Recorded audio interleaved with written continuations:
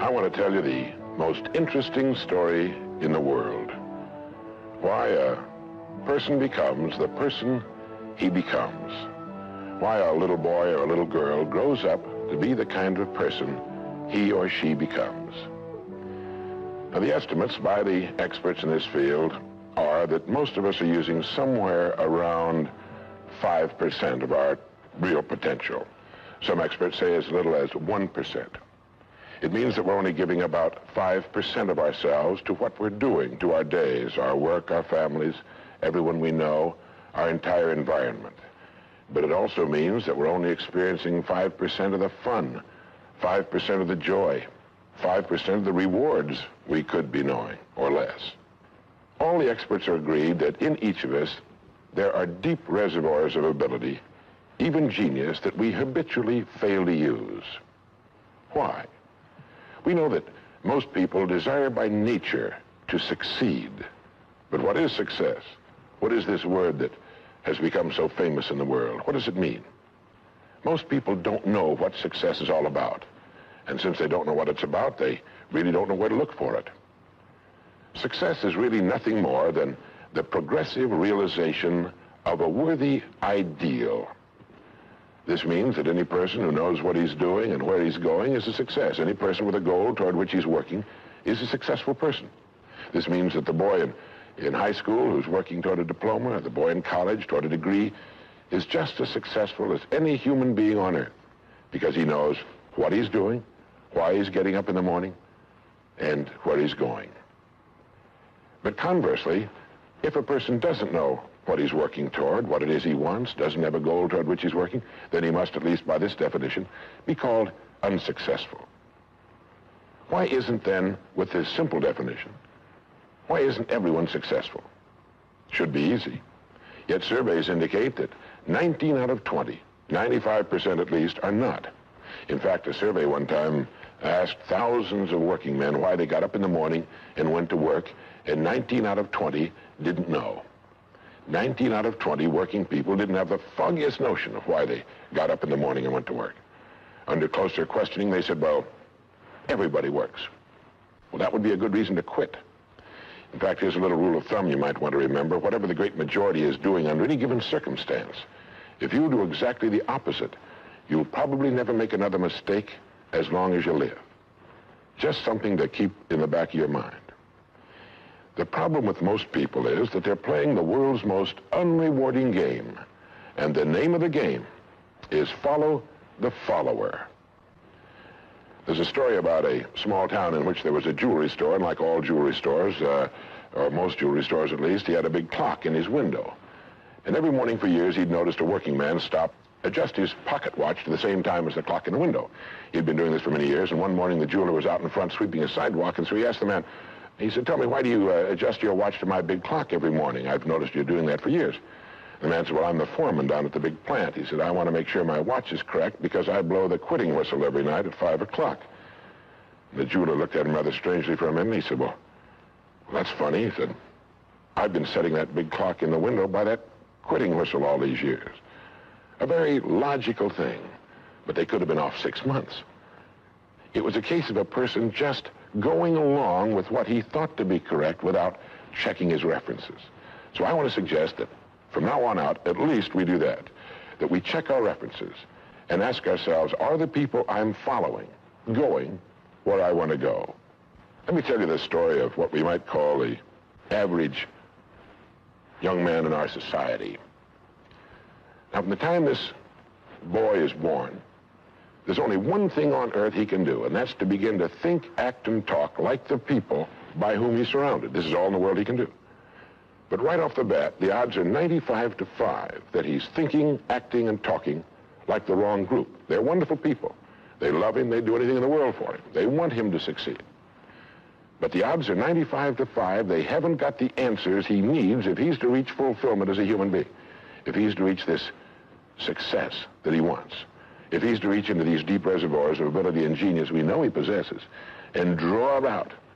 Well, he starts in school. The most important thing to a little boy in school is to be liked by the other little boys in school. And so at this tender age, he begins to follow other little boys his same age who don't know any more than he knows and who do not necessarily have any capacity for leadership. And he does this in the first grade, and the second, and the third, and the fourth, and the fifth, and the sixth, and the seventh, and the eighth, and year after year after year, he forms himself into a composite average of other little boys his age, trying to be like them, trying to do the only thing in the world that's impossible for a human being to do, which is to be like somebody else. Now, let's say he goes all the way through school, usually goes in the military service. Again, he's caught in a vice-like grip of conformity. Now, let's say he's 25 years old, out of school, out of service. What's he going to do? As a rule, he'll go back to his hometown, unless he's married, in which case he'll go to his wife's hometown. But let's say he goes back to his own hometown. He's single. He doesn't know quite what to do. He's standing on a corner one morning, and a friend that he knew in school comes up and says, "Hi there, Charlie, what are you doing?" He says, "Nothing." He says, "Why don't you come down and work where I work? It's a pretty good place. The pay's regular. We got all kinds of fringe benefits and so on." And so he does. The odds are about, again, 95 to 5 that his first job is taken as a result of random application. On the job, without thinking about it, the most natural thing in the world for him to do is to look around, see how the other guys are doing their job, and to begin doing his the same way, assuming that what is normal for them is normal for him. No reason for this. He doesn't think about it. He just does it. Now, he has stretching in front of him 50 years or more in the golden age that man has been dreaming of since the days of ancient Greece. What's he going to do with these 50 golden years? Well, let's take a close look at him. We know that he works 40 hours a week, as a rule. 40 hours a week, which leaves him 72 hours a week when he's neither working nor sleeping. 72 free, discretionary hours each week to do with as he pleases. Now, at this point, of course, he's married. He has his little house and his little car. And this is about what he does with his free 72 hours every week. He'll do what the other fellows are doing with their free 72 hours every week, which is virtually nothing at all. On a typical day, he'll quit right on the dot, get in his little car, go to his little house, go in his little kitchen, kiss his little wife, and say, "I'm tired." They've even figured out why he says that. The experts believe that he used to hear his father say that back when men used to get tired working during the day, and he picked it up, and he repeats this every night when he gets home. He bolts his little meal and then heads for the living room where he turns on his escape box. Click. Takes 15 or 20 seconds for the screen to light up, a period of time he finds interminable, but he gets through it somehow. Maybe kicks the dog, a thumb through a magazine or something. But then the screen lights up, and he does too a little bit, and there in front of him, he sees people in all kinds of funny old-time costumes, all killing each other at a great rate. One expert has agreed that the average family can see more death and bloodshed and carnage on his television set in a week than Crassus saw when he crucified 6,000 prisoners on the southern road to Rome. But you know how those experts are. He could certainly be off one or two. But he sits there for about 5.5 or 6 hours. 25% of all free time now is spent in front of the tube, according to the latest statistics. Now, there's nothing wrong with this particularly, except that he's watching other people who are earning excellent incomes in the pursuit of their careers, while he doesn't make a nickel, and gets the only two things you can get from watching TV on that kind of a schedule. He gets red eyes and a hollow head. Now, this is not meant to be an indictment of television. I've got a couple of television sets at home, too. I have a couple of cars at home, too, but I don't go home at night and drive around the block for 6 hours. If there's someplace I want to go, fine. My car will take me there. If there's a great program, like a golf match or something like that, I want to see it. But he sits there for 6.5 hours until finally his wife, who's a little more practical than he is, taps him on the shoulder, and she says, "Charlie, I think it's about time you went to bed. You've got to get up in the morning, go to work." And he's okay, and he shuts it off. He knows how to do that. He just shuts it off and goes to bed. Next morning he gets up and he does this all over again. He does this every day for 40 years. At the end of 40 years, he's retired, which always kind of catches him by surprise. No one's ever figured that one out either. And then he dies at 85 or 90, the way medical science is moving us along, out of sheer boredom. Well, what's the problem? Is there a tragedy here? Not really, if that's the way Charlie wants to spend his life, our mythical, hypothetical young man. If he wants to spend his life that way, that's his business. He lives in a free society, he can do anything with it he wants. But there's a terrible tragedy here if he's living that way because of the total lack of a decision. If he's living that way simply because he's still doing what he was doing in the first and second grade, and that's going along with the fellows up and down the block on the unspoken assumption that they know how to live, then there's a real tragedy there, because they've never known how to live, not in all the recorded history of mankind. He never finds out who he is. He never reaches into the deep depths of his abilities, his talents. He never learns that he can have just about anything he wants in the world, that he can call his own shots, tell his own fortune. And it's kind of a pity. Well, what's needed? Well, what's needed, I think, is a checklist, like an airplane pilot uses. I think that living successfully is as important as flying an airplane. And here's some of the things that I think should be on that checklist that could help this man live a more meaningful, more interesting, more exciting, more enjoyable life. The first thing that he ought to have on his checklist, in my opinion, is the word a goal. A man without a goal is like a ship without a rudder. He doesn't know where he's going. He then belongs to that 95% that is just living day by day, month after month, like a starfish or an amoeba. He needs to know where he's going. Back in the early days of navigation, sailors used to see a strange sight in the Antarctic. They'd see a giant iceberg towering high out of the sea, and it would be moving against the wind. The wind would be blowing this way. The great iceberg would be moving right into the teeth of the wind. And this, of course, frightened the sailors whose ships were powered by the wind, until it was discovered that, of course, only a fraction of the great berg was visible, and that its huge, ponderous roots were caught in the great currents of the ocean. And it was being borne purposely along its way, regardless of the winds and the tides on the surface. Well, this is what a man needs. He needs his roots deep in a great mainstream of his own choosing, and then he'll move along his way, regardless of the winds on the surface of his life or short-term expediency, and he'll get to where he's going. The second word on our checklist might be the word attitude. It's been called the most important word in any language in the world, because it's our attitude toward our world, toward all the people in it, that will determine the world's attitude and all the people's attitude toward us. It's a simple thing. Most of us know it, but we tend to forget it. People will react to us according to our attitude. And our attitude is the greatest gift we can be given. You know, the little creatures of the world were given a wonderful gift by Mother Nature called protective coloring, in which they can blend into their background without being seen. But man was not given this great gift, because man was given an incalculably greater one. Only man has the godlike power to make his surroundings change to fit him, because his environment will change as he changes. A man's environment is a merciless mirror of him as a human being. And if he thinks his environment can stand a little improvement, all he has to do is improve, and his environment will improve to reflect the changing man. Third would be the word think. To think. The highest function of which a human being is capable.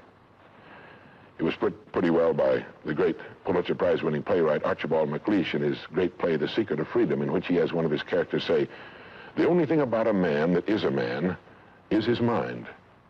Everything else you can find in a pig or a horse." It's true. And so if we're going to develop something, this is a good place to start. To think deliberately and with a purpose. To spend a little time each day before a blank sheet of paper with our goal perhaps written at the top, and come up with some fresh, new, and exciting ideas. The next point on our checklist you might call the law of laws. That's what Emerson called it, this great old law of cause and effect. That our rewards in life will always be in exact proportion to our contribution, to our service.